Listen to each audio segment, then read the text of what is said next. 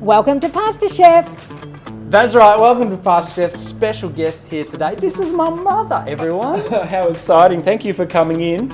What are you cooking for us today? We are cooking chicken with a garlic bread topping, which is a family favourite. Sounds good to us. Let's do it. Deb, again, thank you for coming in. Now, Andy's told me about this dish.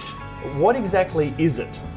Well, it is all in one pot. Chicken, we make a nice white sauce, cream sauce, then we put the garlic bread on top and then bake it in the oven, and then we can all sit around with spoons and eat it. Sounds good. Well, this is budget meals here on PastorChef, and so this is a cheap one as well? Yes, very good for a family. Cheap and easy. All right, where do we start? We've got some olive oil here, just a little bit in our pan. We cook it in here, then we can put this in the oven. That's why I've got it in here. All right, perfect. We've got half an onion here and some garlic. So Andrew's favourite. Well, is the onion, is that a necessary part of this dish? No, you can leave it out, and I would normally leave it out if I was cooking it for Andrew. Now, But more importantly than whether this is left in or not, Andrew. well, I've never called him Andy before, so. Andrew is on my birth certificate, mate. We can roll with Andrew today. And then if I said Andrew Jared, you would know that he was really in trouble. So. Yes. No, yes, Mother, I will eat this onion. I will try and call you Andy. If I chop it small enough, he won't know it's there. That's what I say. Philosophy. So is there any other foods that Andrew Jared would not have eaten at home when he was young? Capsicum, mushrooms, avocado. I think you've got the list down, Pat, haven't you, from things here? You don't need all these things. It's okay. No. Well, Deb, you'll be really happy to know that I love eating everything. Good. So I'm really excited about this. Now, you mentioned before a bread topping.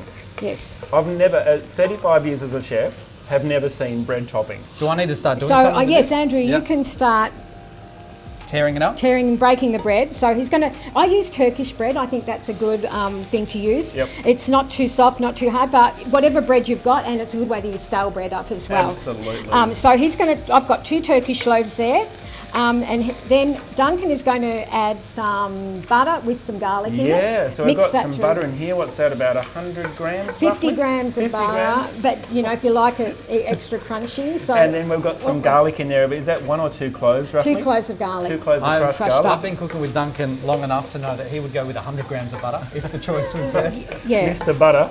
I think you could have more butter. So now, next we're going to add into here some carrot that's finely diced. I like it fine because I don't like chunks in here, and I think it's good for kids to have it smaller. Yep. I've microwaved this just to soften it off. Once again, I think crunchy carrot in some dishes is not good. In some dishes it's good, but not. I love when you hear like a mum's recipe or an old school recipe, a simple recipe, and you learn something new, like pre-microwave the carrot so that it softens quicker, so you don't have crunchy carrot in your bite. Or otherwise you don't burn your onions while you're trying to make it soft. That's very good.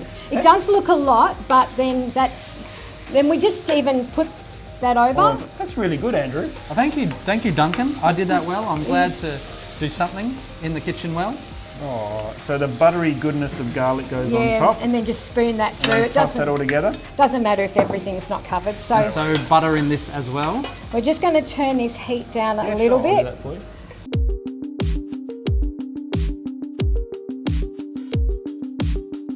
This is the sort of recipe too. You could always add more carrot. If Yep. your kids didn't like peas, well, you could add. So You then can fill it up. we're going to make the sauce now for it. Yeah. So we've got 50 grams of butter, again, more butter. Want to take that? Melt that down.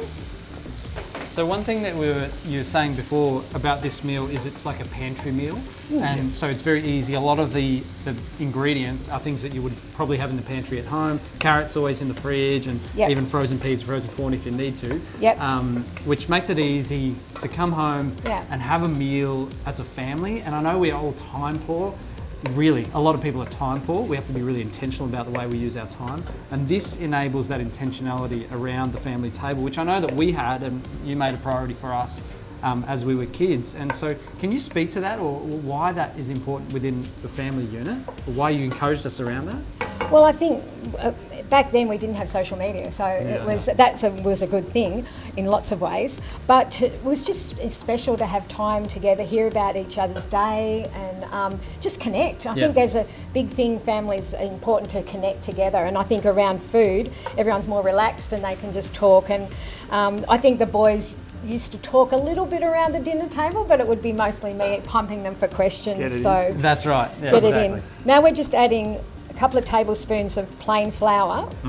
About butter's melted. You know what I think is really interesting, Deb, is that whenever we make bechamel sauce or a white sauce, most recipes will say you start with the butter and the flour and then add the liquids afterwards. But the fact that you've done it with the vegetables in there is perfectly doable. And it just makes the process so much easier. And as you're talking about that one pot cooking, this is a great way to make one pot cooking work. Tell you what, the less cleanup, the better. Exactly. Yeah. So we've got that now to like it's a paste. I've got just skim milk in here, but you can use full cream, whatever you've got. I haven't tried it with an alternate milk, but I'm sure that you could give it a go if you needed to. That's about 2.5 cups. So I'm going to add half of that in here. This is cold, so I'm just going to stir that round. You can probably heat it, whack it up a little bit. You can see that, I'm going to add the rest in a moment. You can see that it's getting quite pasty. So now I'm going to add... How are you knowing when to put more or because less? You can see that the milk is incorporated with the flour. Yeah. So it's thickening. Okay. So we're then just going to add the rest. So half it to start. Half of it so it blends in with the flour. Yeah, if you put all the milk at once, it becomes the thick paste and then the thin milk, and it's really hard to mix them together. Yeah. But if you start with just a little bit like Deb did, then you get the smoother paste, and then the rest of the milk incorporates. Is that right? Is what Duncan said just right? That's perfect. Is that okay, Chef? Yeah. Perfectly right. You said it much better than I could have said it. I have some chicken stock, and this is I've started using this instead of powdered stock, and it's just a gel. It's a condensed stock down, and I think it's quite tasty and quite nice. So great. But you can just normal chicken powdered stock, and that just adds a bit more flavour. Wow. Once again, this is a recipe that could be changed with adding mustard. It could add dill. You could add anything that your family likes. Mushrooms. Really. Mushrooms. Andrew, what do you think about mushrooms? Mate, you could add mushrooms if you wanted to. You could add whatever you wanted, Duncan. Duncan. Well, I don't know whether you could do this a Thai style. Could you? By the end of the video, if I get Duncan James Lee Robertson, I know I'm in trouble. So Duncan can Thai-ify anything. So I'm sure he could Thai-ify Andy would ask me to make this Thai, and I was thinking about that before, and I thought the only way I could do this is to add some chili. And coconut milk. Maybe coconut milk instead of and milk. Kaffir lime in there too. You could put some kaffir bit lime. Bit of chili would be delicious. Challenges out there. Why don't you cook it at home and send in a photo, and we can put that on our Instagram. So this is now we're trying to do budget. So anyway, that's what this is. And we're trying to this is now boiling. We can see that. We don't want the sauce too thick because it's going to sit in with the chicken and it's going to absorb. Yep. And sometimes we can get a bit anxious about how runny that is. But once it's been in the oven for a little while, so we've got a cup of peas there. Can you put those in frozen? Yes, you can. You can. Yes, so you can. You don't even have to defrost. You just straight in if you want, and they'll just defrost in. Same with the corn. Yep. I add corn because the family likes corn, but we do. If you didn't have that, And this is such a little thing, but I just saw it. Deb actually put the juice from the corn in there as well. And that is such a good thing because there's so much flavour in the juice in the can, and that will just go into the liquid and just get more of that beautiful corn flavour in there. Yep. And Deb, if I may, just quickly ask while that warms up. Can I stir? You can, because I like to do something. You can stir. Well, you can add the chicken soon and stir that through in a minute. Perfect. So Andy was saying before. Do I do that now? Yeah, you can do that. Should we do that now? And sure, then go for it. You can do it. Adding how much chicken? This is a whole rotisserie chicken, and sometimes you can get them cheap at the supermarket, in the day, which is a great thing for a family. Yep. And then I've just pulled it all off the bones, and then all in there. Yeah, all of the chicken in there. So, if you didn't want to use a roast chicken, you could have a couple of steamed fillets and just add the but there's something about a flavour of a roast chicken too. So Or turkey or tuna? Could you use tuna? You could use tuna, definitely, like a tuna mornay type of thing. So good. Turkey, definitely. This is a good recipe for after Christmas because if you've got leftover turkey, yeah.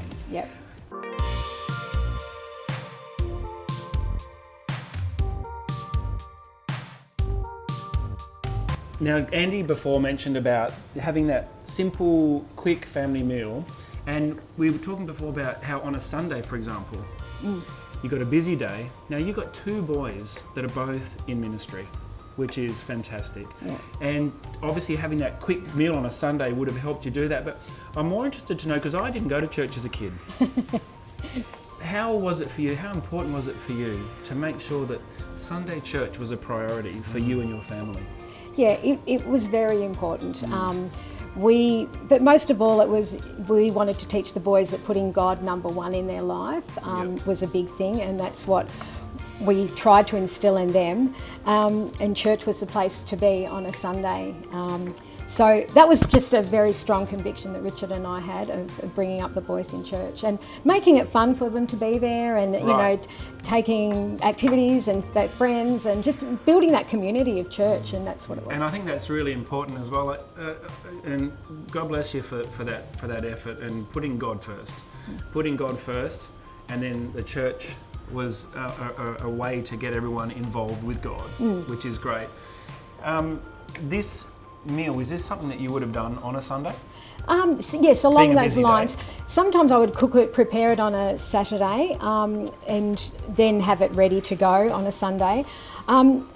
But we used to help out at church. We were leading worship, and we didn't really have a lot of time to sit down for a family meal. Right. So even if it was, we took sandwiches to church because we'd stay for a long period of time, we would stay and have sandwiches with other people. Yep. So really our family, this would probably be more of a Saturday night where we sit down for a family meal rather than the Sunday, but we would try to still incorporate the Sunday. So. I've heard some people say, that's looking pretty good, that they've resented the fact that their parents dragged them along to church as kids, and that's a battle that they face.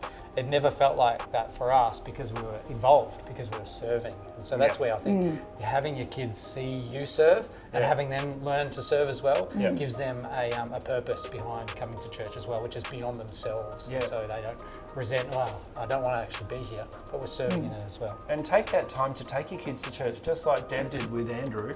It's really important because for me as a kid, I always had this image that church was going to be, I had to sit there at an altar listening to a long sermon, and I wouldn't be able to get involved or understand.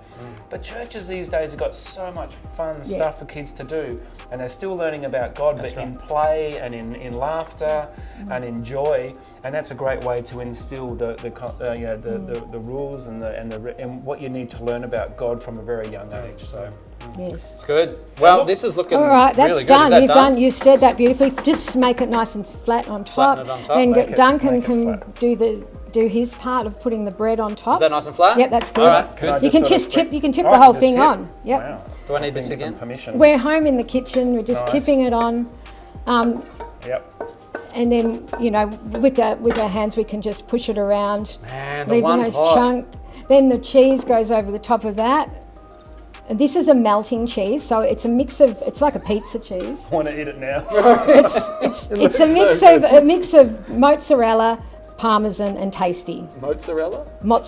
Sorry, mozzarella. you're always picking. I say tacos wrong. I don't know.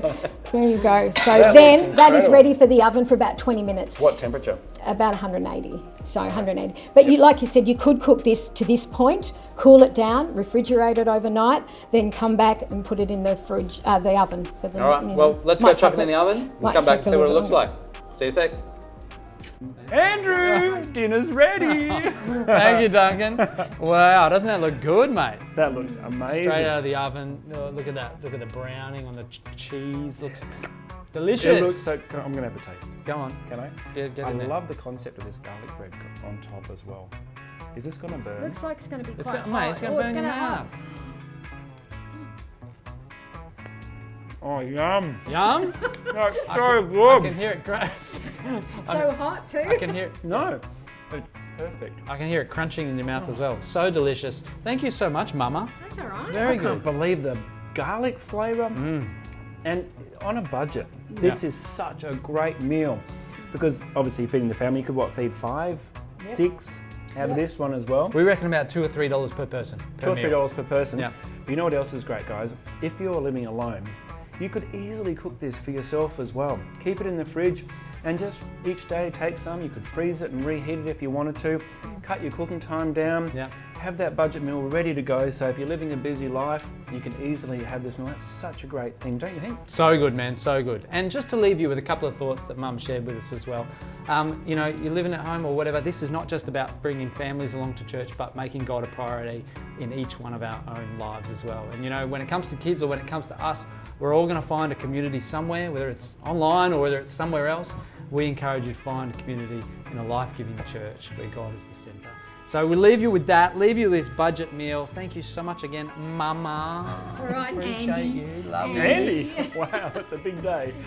And we will see you in the next one for Budget Meals here on PastorChef.